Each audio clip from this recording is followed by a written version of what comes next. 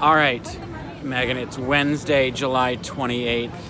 It's been a busy couple of days. You weren't working yesterday. I did want to call you out because I'd forgot to mention on Monday that you didn't need to try to tell Whoopi's story about being approached by a stranger. That's Whoopi's story to tell, so that was inappropriate of you as a coworker and a human being. But today, what a fucking coward you are. We started talking about the opening day of the hearing for the January 6th investigation commission, whatever they're calling it. And I don't know, did you watch the testimony of those four men? It was fucking heartbreaking. Harry Dunn got me crying, not to interject my own personal feelings about this. But holy shit. So for you to do lip service that, yes, this is important and you feel for those men and their families, and then to turn the whole thing around and try to other sides this and make it about the defund the police movement, which, by the way, no one ever said all cops are bad. What we were saying is, if you're a cop and you're not standing up against the bad apples, then you're standing with the bad apples. That's the problem. Thank you very much. And no one ever said you're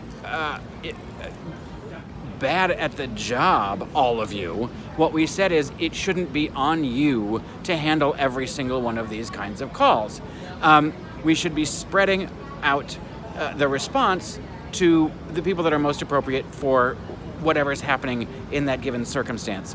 But thankfully, Whoopi brought it back to say this commission and this hearing is about investigating the shit that happened and who was responsible for it. And those four men were very brave to point out that there's one giant person accountable. And then there's a whole bunch of minions that you're going to have to go find. But they made it very clear that this was a Trump rally, a Trump-sponsored terrorist attack. And that is good to have on record. And that's what we need to be able to investigate, to be able to look into, and to find out who the co-conspirators were. Because Lauren Boebert and Jim Jordan should be a little concerned about their actions. And Mike Lee. So that was shitty for you to just say, your heart goes out to them and no one should be making fun of them. It's your friends, Tucker fucking Carlson.